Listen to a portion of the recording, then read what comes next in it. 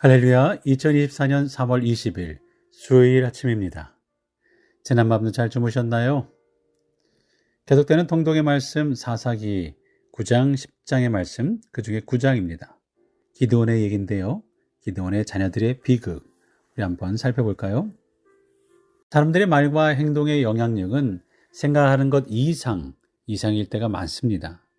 특별히 영향력이 있는 위치에 있는 사람들의 말과 행동일수록 더욱더 그러하죠. 심지어 초등학교 선생님, 엘리멘터리 선생님이 그 영향력은 아이들에게 굉장히 큽니다. 아우, 야, 너는 여기 너무 소질이 있어. 정말 소질이 있는 것 같아.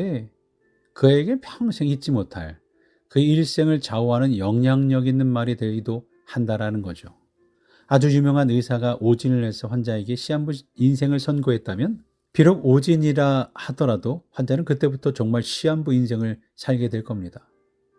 무심코 내뱉은 말이라 하더라도 사람을 살릴 수도 있고 죽일 수도 있는 무시무시한 힘을 가진 것이 바로 말입니다. 오늘 우리가 읽은 본문에 나오는 비극적인 사건의 뿌리는 바로 기드온의 잘못된 행동과 말에 있습니다. 기드온은 이스라엘의 위대한 사사였고 미디안 7년의 압제의 고리를 끊어버린 훌륭한 하나님이 세우신 사사였습니다. 하지만 그의 말년은 그와 다르게 바람직하지 않은 모습을 보게 됩니다. 그는 생활이 방탕하고 문란해서 70명의 아들을 두었어요. 첩을 두었고 첩에게도 아들이 있었습니다. 물론 첩이 아들을 하나만 낳았을 리는 만무하지만 대표적인 아들 하나를 성경이 소개하는데요.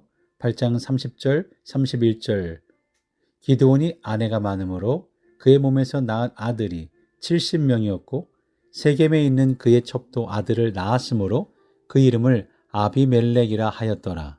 첩의 아들의 이름이 아비멜렉이라고 하는 것이 문제였어요. 아비멜렉. 이름의 뜻이 바로 나의 아버지는 왕이시다라는 의미이기 때문입니다. 기드온이 왜 첩의 소생을 낳고 아들의 이름을 아비멜렉이라고 지었을까요? 그것은 내가 첩의 소생이지만 기죽지 말고 자라라는 뜻이었을까요? 그럴 수도 있겠죠. 비록 내가 정실 부인이 낳은 아들이 아닐지라도 너희 아버지는 왕과 같은 권위를 가진 분이니 너는 세상에서 기죽지 말고 기죽지 않고 살아가라는 아버지의 따뜻한 배려일 수도 있습니다. 하지만 아비멜렉이란 이름을 지은 기드온의 마음이 그렇지 않았던 거겠죠. 기드온은 이미 자신의 정체성을 왕으로 가지고 있었습니다. 미디안을 축출한 이후에 백성들이 와서 기드온에게 왕이 되어달라고 부탁했을 때 그는 거절하죠. 그러나 이미 그 마음에는 욕심이 들어왔고 사람들이 그를 부추길 때에 그는 이미 마음속으로 왕이 되어 있었습니다. 금고리를 가지고 오라고 했고 20kg의 금으로 에봇을 만들어서 자기 고향에 걸어두었습니다. 사람들이 와서 에봇에 절하는 것을 말리지도 않고 마음으로 즐겼어요. 그것을 보며 자라난 그의 아들들과 첩의 소생에게도 이미 너희 아버지는 왕이시니 염려하지 말라고 왕의식을 심어준 사람이 기드온이었습니다. 그러게 이름을 불러주며 자라난 아들이 어떤 정체성을 가지겠습니까? 내 아버지가 왕이니 나도 왕이 되고 싶다라는 야망을 품고 자라났습니다. 아버지가 죽고 성장한 이후에 마음에 품었던 생각을 실행으로 옮깁니다.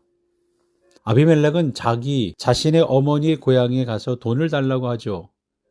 아버지 기드온의 정실 부인이 낳은 70명의 아들들을 그리고 다 죽이고 왕으로 등극하겠다는 생각이었어요. 9장 4절에서 6절의 말씀 여러분의 성경으로 볼까요? 바알브릿 신전에서 은 70개를 내어 그에게 주매 아비멜렉이 그에게 그것으로 방탕하고 경박한 사람들을 사서 자기를 따르게 하고 오브라에 있는 그의 아버지의 집으로 가서 여룻바알의 아들 곧 자기 형제 70명을 한 바위 위에서 죽였으되 다만 여룻바알의 막내 아들 요담은 스스로 숨었으므로 남으니라.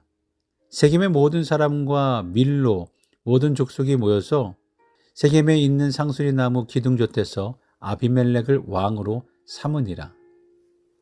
은 70개를 받고 은 하나에 사람 하나를 사서 불량배들을 모았어요. 불량배들에게 현상금을 걸고 기드온의 정실 부인들이 낳았던 아들 70명을 살해했습니다. 69명을 죽였는데 한 명은 도망갔다고죠? 그 후에 아비멜렉은 세겜에서 스스로 왕이 되었습니다. 얼마나 비참하고 무시무시한 일입니까?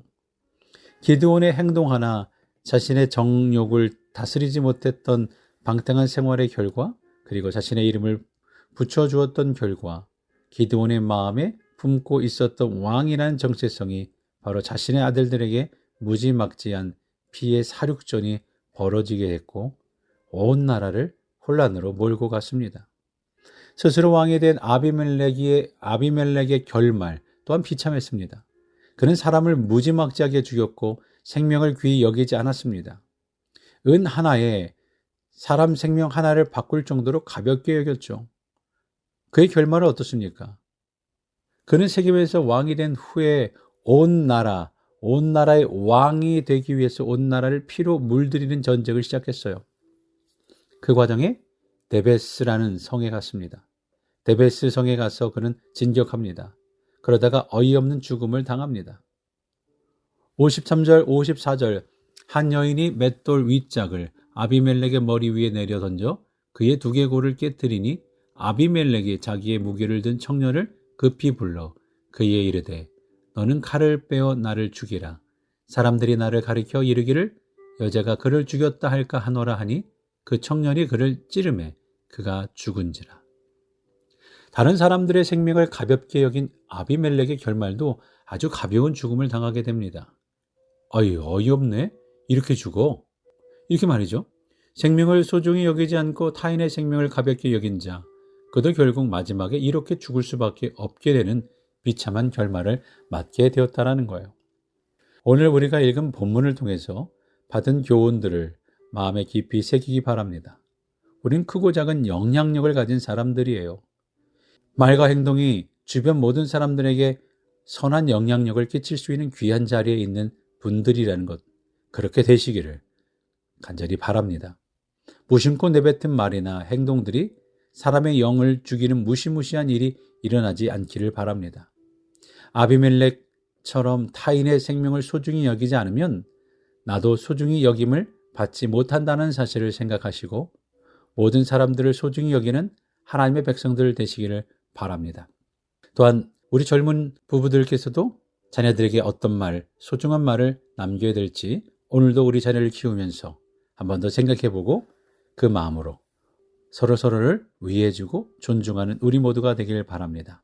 우리 한번 말과 행동을 하나님의 마음에 합하게 하기 원합니다. 다짐하며 선한 영향력을 모든 사람들에게 끼친 자가 되겠다고 다짐하며 기도할 수 있는 우리 모두 되길 바랍니다.